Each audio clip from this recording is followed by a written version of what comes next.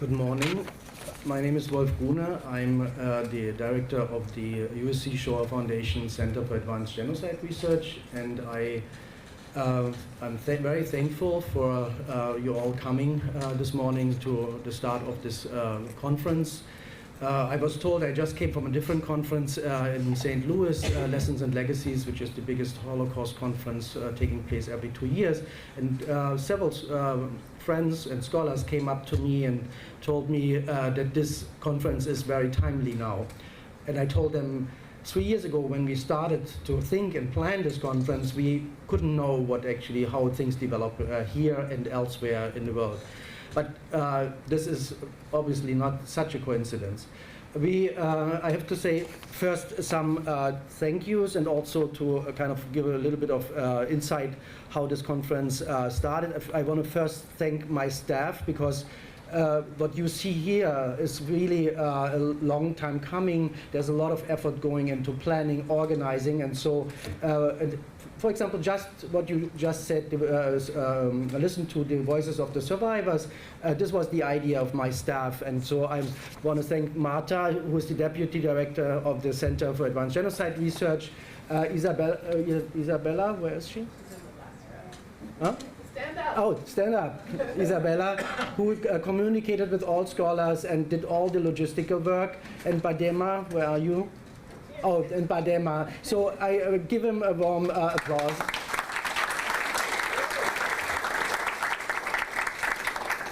And I thought this was really a great idea to start the conference with the voices of the survivor, because we could have done something like give you all kind of some details about what this event was about, but I think this was so much more important to give them a voice, how they experienced this.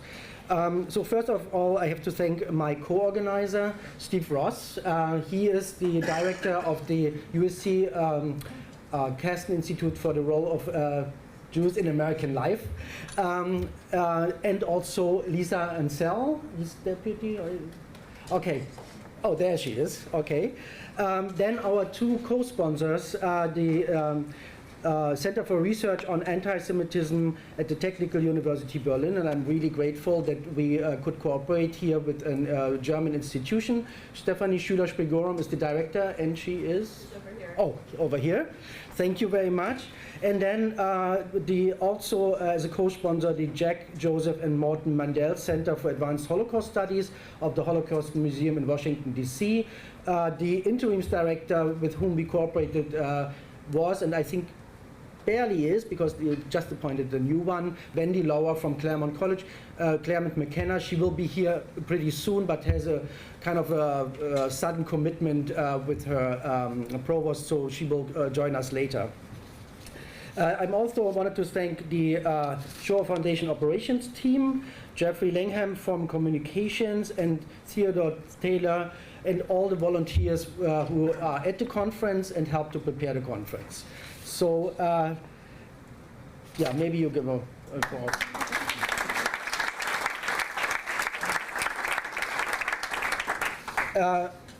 And it is my sincere pleasure that we have some survivors here, and I wanted to recognize Leo Reinschel, whom you just saw in giving his testimony here. So he is here with us. Here, I mean, I'm so grateful that you came. Can you maybe just raise your hand, or?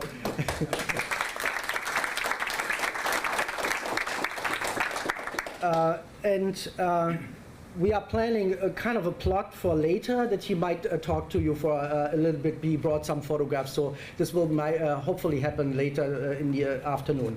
And we also hope to have here, I don't know if she arrived yet, Eva Venkat Maiden. She experienced the Kristallnacht in Vienna. Did she arrive already? So she might come. Oh, there she is. Oh, wonderful. Thank you. Okay. So we are really grateful that you are joining us. And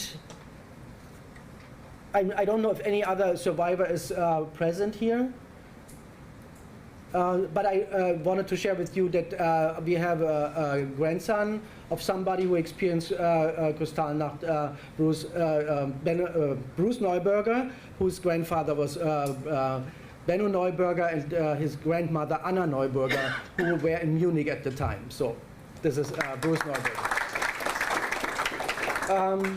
Now I want to just give it a second to the executive director of the Shoah Foundation to say some words, and afterwards to the director of the Casden Institute.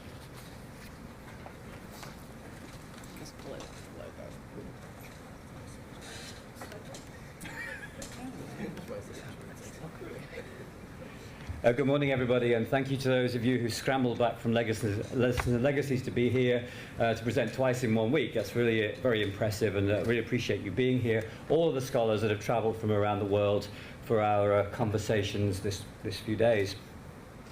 Leo and Eva, thank you for being here. Thank you for telling your story. Thank you for bringing not only your memory but your life into this room today. We are very much reminded of the fact that we're at a point of history right now where the academicians in this room will take on the work of thinking about what this means in the light of history, what it means to our communities today. But you, by sharing your testimony, by being a part of our community, by being willing to share your pain, bring us to a point, an important point where together we are moving forward into the future and taking your memory and your legacy with us, and thank you. Thank you for sharing. On the 7th of November 1938, a young boy by the name of Eric Kandel celebrated his 8th birthday. He was extremely happy about this because he got a little toy tin car. That was his memory of November 1938, playing with that car on the parquet floor of their apartment in Berlin. 2 days later, that memory was superseded by another memory of that same toy car being crushed under the boot of one of the Nazis that was in that same apartment on Kristallnacht, and their apartment being destroyed. A few years ago, I was interested, because of my interest in memory and narrative and how it develops over time, I was particularly interested in to what extent has work been done in the sciences to understand how memory, the plasticity of memory in relationship to events in the past.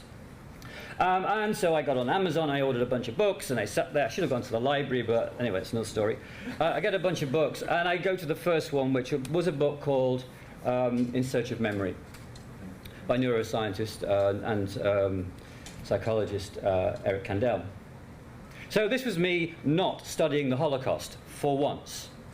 I opened the book, and in the introduction to the book, Eric Kandel outlines why he has been studying memory for the entire life was because of that event on the 9th of November 1938, where later on when he became a medical student and he started to think about that event, he wanted to ask the question, why has that one day in my life changed the entire trajectory of my identity? What is it about memory that has reformed me as a person? And so he spent the rest of his life studying a mollusk that has a particular form of neuron structure that enabled him to study memory, and eventually won the Nobel Prize for his work on memory. So, of course, looking at this book on my dining room table, I immediately went to the Shoah Foundation archive and typed in Kandel, and of course I found his wife Diane, who was in Belgium during the Second World War in hiding, but no Eric. So I wrote to Diane and said, do you happen to have the details of your husband? Because her email address was in our database, but not his. So next day I was in touch with Eric Kandel and asked him whether he'd be willing to give his testimony to the USC Shoah Foundation.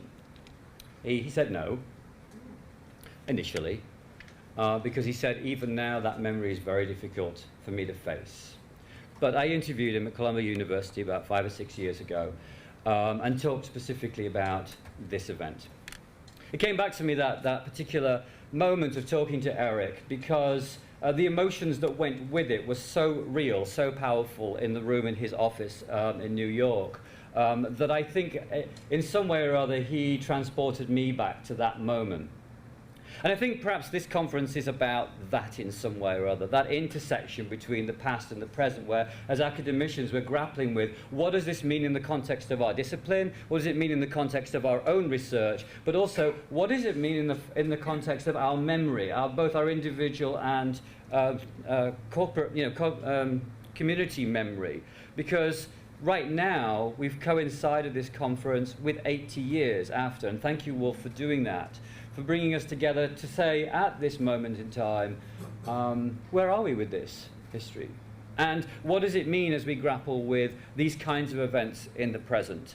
In a moment we'll hear from Steve Ross from the Casden Institute, and I just thought, Steve, your piece in the LA Times where you brought together your work on the Nazis in Los Angeles with events that have been taking place in the last couple of weeks is a really interesting intersection with what we're doing here today.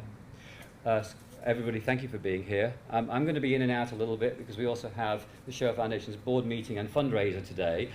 So just a few things going on, but I'm looking forward to dropping into a number of sessions and being a part of your deliberations. So thank you.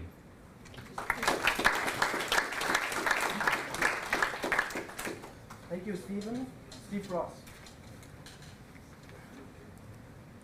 Well, first, thank you all for coming today. So many of you have traveled so far to come for 3 days, and I'm glad we've at least given you good weather for the time. For me, this is a very personal conference. It's not just an intellectual and academic conference. We have Kristallnacht in my home. My wife's parents were in Germany, and we have a portrait that from her grandparents' home that had been ripped in half, and somehow her father had gotten back to the apartment and smuggled it out, and we restored it, and it's hanging in our bedroom. And both my parents were survivors. My mother was in Auschwitz, Bergen-Belsen, and Salzwedel, Germany, in a munitions camp, and my father was in the Warsaw Ghetto, and then wound up in Dachau. The papers today, and I think the reach of the conference, is not simply an academic conference. It's a conference, as Stephen alluded, to what goes on in our own world. It's a conference that hopefully helps us understand what happens when good people remain silent in the face of hatred. What happens when hate groups move from the margins to the mainstream of a society, and when government officials seem either complacent or complicit. So I look forward to the kind of discussions we have, not simply about a past, but it seems to me about a living past. And just one note that at the end of the conference, once we've all wrapped up, Wolf and I, and maybe a small group, are going to be taking a number of the papers and putting them in a volume. One of the things the Casden Institute does is we put out an annual volume that are themed. And the forthcoming volume is going to be edited by Hasia Diner on Jews in business, but the following one, which would be 2020, will be papers here, Kristallnacht 80 years later. So I thank you all. I look forward to hearing what you all have to say, and I look forward in particular to the kind of discussions we have over the next 3 days, linking an important past to an important moment in the present. Thank you.